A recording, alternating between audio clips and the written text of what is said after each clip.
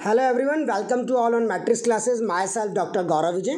बेटा आज जो अपन डिस्कस करने वाले हैं वो है हमारे पास केमिस्ट्री के अंदर जो पहला टॉपिक है वो है हमारे पास कौन सा, केमिकल रिएक्शन। सबसे पहले अपन केमिकल रिएक्शन के बारे में डिस्कस करेंगे और केमिकल रिएक्शन के बारे में बताएंगे कि वो क्या होता है। सबसे पहली बात, reaction. What is mean by a reaction. Reaction क्या होता है, इसका इम्प्लीमेंटेशन किस तरीके से करते हैं उस चीज़ को देखना। बेटा कोई भी दो चीज़ें जो आपस में एक दूसरे के साथ रिएक्ट होती है और एक नया कंपाउंड जनरेट करती है उसको अपन क्या कहते हैं, रिएक्शन। अब जो काम केमिकली हो रहा है वो केमिकल फॉर्मेट में यूज़ किया जाता है, जो काम फिजिकल फॉर्मेट में होता है उसके अंदर अपन फिजिकल फॉर्मेट यूज़ करते हैं। ठीक है, तो जो भी इक्वेशन मेरी यहाँ पर बनेगी वो सारी इक्वेशन हमारे पास क्या कहलाएगी, केमिकल इक्वेशन कहलाएगी। से अगर मैं एक नॉर्मल सी चीज़ बोलूँ, आपके पास ए और बी दो सब्सटेंस है, हमारे पास दो पार्टिकल्स हैं, ये दोनों आपस में रिएक्ट होकर के एक नया चीज़ जनरेट कर रहे हैं, से सी। तो ए प्लस का बी जो है बेटा ये क्या कहलाता है, ए प्लस का बी को अपन क्या कहते हैं, ये हमारे पास है रिएक्टेंट। क्या कहलाते हैं ये, रिएक्टेंट। और इससे जो चीज़ बन रही है सी वो हमारे पास क्या कहलाता है, प्रोडक्ट कहलाता है। समझ गए बात को, यहाँ तक चीज़ समझ में आई ना कि अपन दो चीज़ों को ले रहे हैं, दो चीज़ों को ऐड करेंगे और एक नई चीज़ जनरेट करेंगे तो वो चीज़ हमारे पास क्या कहलाती है, केमिकल रिएक्शन और केमिकल इक्वेशन कहलाती है। से अपन नॉर्मल की बात करें, अगर मेरे पास कोई दो लिक्विड के कंटेंट हैं और वो दो लिक्विड मिलकर के अगर कोई गैस में कन्वर्ट हो रहा है, या दो क्वांटिटी अगर हमारे पास है और वो किसी अनादर क्वांटिटी में कन्वर्ट हो रहा है, सॉलिड और लिक्विड मिक्स होकर के गैस बना रहे हैं या लिक्विड और गैस मिलकर के वेपर बना रहा है, तो ये सब चीज़ें किसके अंदर आती है, केमिकल रिएक्शन के अंदर आती है। ठीक है, इसीलिए अपन कहते हैं chemical reaction are the process, ये वो प्रोसेस है in which new substance with new properties are form. नया सब्सटेंस नई प्रॉपर्टीज़ के साथ क्या होगा, जनरेट होगा। तो नई चीज़ नई तरीके से जनरेट होना जिसका काम होता है वो केमिकल रिएक्शन कहलाता है। इसके अंदर कुछ केमिकल चेंजेस भी होते हैं हमारे पास, रीअरेंजमेंट होता है किसका, एटम्स का आपस में एक दूसरे के साथ, रीअरेंजमेंट ऑफ द एटम्स का रीअरेंजमेंट। जैसे सॉलिड और लिक्विड मिलकर के अगर वापस सॉलिड बन गया तो रीअरेंजमेंट हो गया, या फिर ए और बी मिलकर के सी और डी आ गया तो ए वाली चीज़ डी में कन्वर्ट हो गई और बी वाली चीज़ सी में कन्वर्ट हो गई, तो इसको कहते हैं अरेंजमेंट किसका, रीअरेंजमेंट किसका, एटम्स का रीअरेंजमेंट होता है। ठीक है, किसी भी केमिकल रिएक्शन के अंदर जो भी रिएक्टेंट हैं are transform into product. Reactant मतलब ए और बी हमारे पास रिएक्टेंट है और ये किस में ट्रांसफॉर्म हो जाता है, प्रोडक्ट में, जो कि प्रोडक्ट कौन सा है हमारा, सी एंड डी है। तो इसको भी आप क्या कहते हो, केमिकल रिएक्शन कहते हो। तो in chemical reaction reactant are transform into product and properties of both are different. और दोनों की प्रॉपर्टी भी क्या होती है, अलग अलग होती है। से अगर मैं एक मैग्नीज एग्जाम्पल लिया मैंने, मैग्नीज एक तरीके का क्या है, रिबन है, इसको मैंने ऑक्सीजन मतलब एयर के साथ रिएक्ट कराया, हीट किया तो क्या बन गया, मैग्नीज ऑक्साइड बन गया, मतलब वाइट कलर का पाउडर मुझे मिल गया। तो देखो जो रिएक्टेंट थे वो दोनों अलग अलग थे, मैग्नीज अलग था, ऑक्सीजन अलग था। उनको जब मैंने गर्म किया तो मेरे पास क्या बन गया, मैग्नीज ऑक्साइड बन गया, मैग्नीशियम ऑक्साइड MgO2 तैयार हो गया। तो ये एक वाइट पाउडर की फॉर्मेट में मुझे मिला है, तो इसको अपन क्या कहते हैं, केमिकल रिएक्शन कहा जाता है। समझ गए सब लोग, okay. Now the next one क्या है, all chemical changes can be done. जितना भी केमिकल चेंज हमारे पास होता है बाय केमिकल रिएक्शन, किसके थ्रू होता है, सारा काम केमिकल रिएक्शन के थ्रू होता है। यही रिप्रेजेंटेशन क्या कहलाती है, केमिकल इक्वेशन कहलाता है। रीअरेंजमेंट या फिर केमिकल में कोई भी चीज़ का बदलना, ये हमारे पास क्या कहलाता है, केमिकल इक्वेशन कहलाती है। Got it. सबसे पहली चीज़ जो पहला क्वेश्चन यहाँ आ रहा है जो होता है, वाई शुड, क्यों, why should magnesium ribbon be cleaned before burning in air. क्यों मैग्नीशियम रिबन को साफ़ किया जाता है एयर में बर्न करने के पहले, क्योंकि रिमूवल ऑफ कॉरोडेड लेयर, मुझे जो भी उसके ऊपर कॉरोडेड लेयर है, जो भी जंग लगी हुई लेयर है या उसके ऊपर कोई भी एक्स्ट्रा लेयर चढ़ी हुई है उसको मुझे हटाना होता है, मतलब उसको प्रोटेक्ट करना होता है, प्रोटेक्टिव लेयर तैयार करनी होती है। समझ गए। तो तुमसे सबसे बेसिक क्वेश्चन यहाँ पर पूछा जाता है बच्चों, वाई, क्यों मैग्नीशियम रिबन को क्लीन किया जाएगा बर्न करने के पहले एयर में, क्योंकि मुझे उसमें से वो कोरोडेड, वो एक्स्ट्रा मटेरियल हटाना है जो हमारे पास उसको बर्न होने में प्रॉब्लमेटिक हो रहा है। ठीक है। अब आता है बेटा next topic, characteristics of chemical reaction. Chemical reaction की कैरेक्टरिस्टिक क्या कहते हैं? इवोल्यूशन ऑफ द गैस का इवॉल्व होना, ये कैरेक्टरिस्टिक्स है। ये बताता है कि कोई चीज़ बर्न हो रही है। जैसे अपन आग लगाते हैं तो हमारे पास धुआं उठता है, या किसी चीज़ को जलाते हैं कागज़ को तो ब्लैक कलर का कार्बन हमारा उड़ जाता है। तो ये सब क्या है हमारे पास? इवोल्यूशन ऑफ गैस है। फॉर्मेशन ऑफ प्रेसिपिटेट, कोई नई चीज़ का बन जाना। प्रेसिपिटेट मतलब कोई नई चीज़ जनरेट हो जाना। चेंज ऑफ कलर, कलर का बदल जाना। जैसे पानी में इंक डालोगे ब्लू कलर की तो पानी हमारा पूरा ब्लू कलर का हो जाएगा, तो कलर क्या हो गया? चेंज हो गया।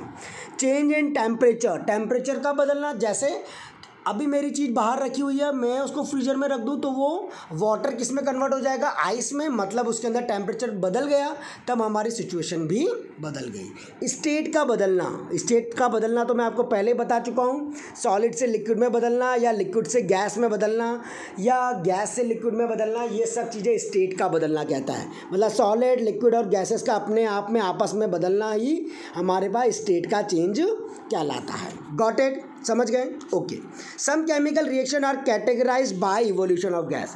कुछ केमिकल रिएक्शन हमारे पास किसके थ्रू होती है? गैस के इवोल्यूशन के थ्रू होते हैं। जैसे जब कोई जिंक ग्रैन्यूल मतलब जिंक के टुकड़े रिएक्ट विद, जब मैं उसको डाइल्यूट सल्फ्यूरिक एसिड के साथ रिएक्ट कराता हूँ, then bubbles of hydrogen gas, तो मुझे हाइड्रोजन गैस के बबल्स दिखाई देते हैं, वो प्रोड्यूस होते हैं। So the chemical reaction between zinc and dilute, तो जो भी केमिकल रिएक्शन होगी मेरी जिंक में और डाइल्यूट सल्फ्यूरिक एसिड में, इसी चीज़ को बोला जाता है क्या? केमिकल रिएक्शन कहा जाता है।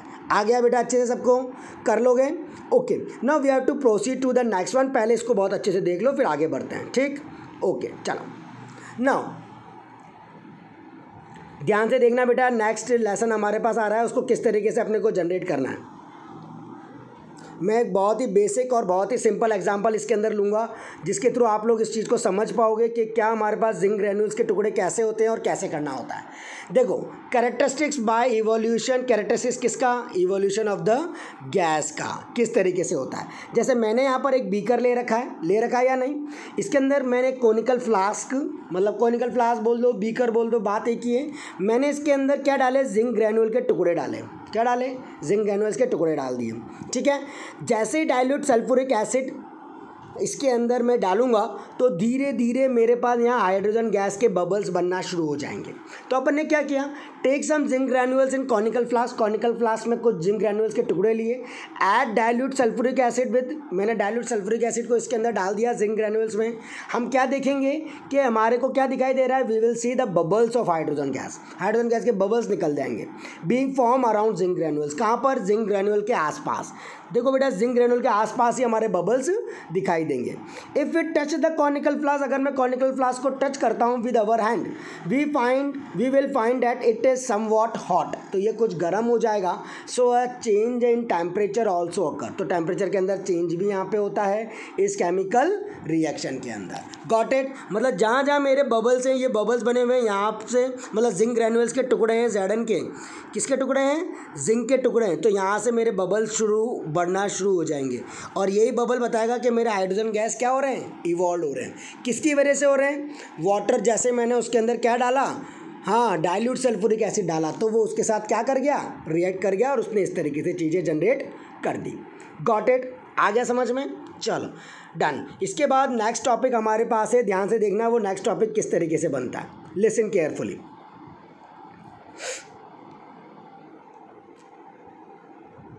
Chemical equations. अब ध्यान से देखना, बहुत ही इंपॉर्टेंट टॉपिक है जो कि हमारे पास है किसका? केमिकल इक्वेशंस का। बहुत काम आएगा टिल 11th-12th में। अगर आप लोगों को मैथ साइंस लेनी है तो इन चीज़ों का समझना बहुत ज़रूरी है कि what is mean by a chemical equation. तो ध्यान से समझना, what is chemical equation. Chemical equation क्या है बेटा? वही रिएक्टेंट, दो चीज़ें, दो कंपाउंड, दो मेटल आपस में रिएक्ट होते हैं और एक नई चीज़ को जनरेट कर देते हैं, तो वो केमिकल इक्वेशन कहलाती है। The method of representing a chemical reaction with the help of symbols. किसकी हेल्प से? सिम्बल्स की हेल्प से। ऐसा मेथड जो रिप्रेजेंट करता है केमिकल रिएक्शन को, किसकी हेल्प से करता है? सिंबल की हेल्प से। And formula of the substance involve, और कोई नई चीज़ हमारे यहाँ पर इन्वॉल्व की जाती है, उसी को बोला जाता है बेटा केमिकल इक्वेशन कहा जाता है। ठीक है। वर्ड इक्वेशन जैसे बनाऊँ मैं, नॉर्मल एक मैंने इक्वेशन ली, मैग्नीशियम प्लस ऑक्सीजन, ये मेरा नेम रिएक्शन है और मैंने यहाँ पर बोला है क्या, सिंबल्स की हेल्प से। तो अभी मैं नेम रिएक्शन बता रहा हूँ, फिर मैं इसके सिंबल बताऊँगा, ठीक है। तो वर्ड इक्वेशन क्या है, मैग्नीशियम को ऑक्सीजन के साथ रिएक्ट कराया तो क्या बन गया, मैग्नीशियम ऑक्साइड। मतलब रिएक्टेंट थे मेरे मैग्नीशियम और ऑक्सीजन और प्रोडक्ट बन गया मेरा क्या, मैग्नीशियम ऑक्साइड। अब इसको सिंबल्स की फॉर्मेट में कैसे बताते हैं, ध्यान देना। मैग्नीशियम को मैंने ऑक्सीजन के साथ रिएक्ट कराया, क्या बन गया मेरा, MgO बन गया, इसको कहते हैं मैग्नीशियम ऑक्साइड। सिमिलरली जिंक को मैंने सल्फ्यूरिक एसिड के साथ रिएक्ट कराया, दूसरा एग्जाम्पल है ये, क्या बन गया, जिंक सल्फेट प्लस का कितना, हाइड्रोजन। जिंक का सिंबल कितना होता है, Zn, सल्फ्यूरिक एसिड कितना, H2SO4, क्या बन जाएगा, ZnSO4 प्लस का कितना, H2 बन जाएगा। तो ये सब चीज़ें मेरी क्या कहलाती हैं, केमिकल इक्वेशंस कहलाती हैं। Reaction of burning of methane, जैसे मीथेन को जलाते हैं तो मीथेन को ऑक्सीजन के साथ रिएक्ट कराया और फिर इसको हीट कर दिया। बेटा ये जो सिंबल है, ये डेल का ट्राइंगल जो बन रहा है, ये कहलाता है हीट करना। कहीं पर भी लिखा हो किसी भी एरो पर, तो मतलब उसको अपन क्या करेंगे, हीट करेंगे। तो क्या बन जाएगा, carbon dioxide and water generate हो जाएगा। क्लियर। तो देखो मैंने सिंबल की फॉर्मेट में भी लिखा है, CH4 गैस था, ऑक्सीजन भी गैस था, हीट किया, कार्बन डाइऑक्साइड और वाटर निकल गया, वो हमारे पास हो गया। अब बेटा यहाँ पर बैलेंसिंग भी की गई है, ध्यान से देखना बैलेंसिंग कैसे करते हैं, उस चीज़ को भी समझना कि बैलेंसिंग किस तरीके से की जाती है। Listen carefully. जैसे यहाँ पर मैग्नीशियम को देखो बेटा, मैग्नीशियम प्लस ऑक्सीजन, ऑक्सीजन का कितने क्वांटिटी है, 2 है, और यहाँ पर रिएक्टेंट मतलब प्रोडक्ट जो बना वो ऑक्सीजन का 1 है। तो बेटा इसको बैलेंस करने के लिए यहाँ पर अपन Mg के आगे क्या लगा देंगे, 2, और इस Mg के आगे भी क्या लगा दिया जाएगा, 2 लगा देंगे, तो ये बैलेंस हो जाएगा। इसको क्या कहते हैं, बैलेंसिंग ऑफ एन इक्वेशन कहा जाता है। समझ गए। जो मेरा अगला टॉपिक है, balance and unbalance chemical equation. अब balance chemical equation has an equal number of atom of different element, equal number of atom होंगे अलग अलग एलिमेंट्स के, जैसे यहाँ पर मैग्नीशियम का और यहाँ पर ऑक्सीजन का है, ठीक है। Has an equal number of atom of different element in the reactant and product, इसके अंदर अलग अलग एलिमेंट होंगे, किसके, रिएक्टेंट के और प्रोडक्ट के। जैसे Zn को H2SO4 के साथ रिएक्ट कराया, क्या बना मेरा, ZnSO4 प्लस का हाइड्रोजन गैस बन गई, बनी या नहीं बनी। तो ये चीज़ में देखो ध्यान से, नंबर रिएक्टेंट मतलब इसके LHS वाला पार्ट रिएक्टेंट कहलाता है और RHS वाला पार्ट प्रोडक्ट कहलाता है। जिंक का देखो कितना, यहाँ भी 1 है और यहाँ पर भी 1 है, बैलेंस्ड है। हाइड्रोजन का यहाँ भी 2 है, यहाँ भी 2 है, बैलेंस्ड है। सल्फर का यहाँ 1 है, यहाँ पर भी 1 है, बैलेंस्ड है। ऑक्सीजन का यहाँ भी 4 है, यहाँ भी 4 है, बैलेंस है। इसको कहते हैं बैलेंस्ड केमिकल इक्वेशन। जैसे ये ऊपर वाला एग्जांपल था Mg वाला, तो ये अनबैलेंस था तो मैंने इसको बैलेंस्ड कर दिया। क्लियर हो गई बात। अच्छे से पहले यहाँ तक का कर लो, फिर आगे बढ़ते हैं। ठीक, डन, ओके। आया समझ में कि कैसे क्या करना है, कैसे क्वांटिटी को इंक्रीज़ करना है, कैसे अपन को रिएक्टेंट से प्रोडक्ट बनाना है और किस तरीके से काम अपन करेंगे, वो सब चीज़ें अपन ने इसके अंदर जनरेट करके देखी। चलो बाकी फिर अपन कल करते हैं और अगले टर्न पर डिस्कस करेंगे। ठीक है, ओके, बाय बाय।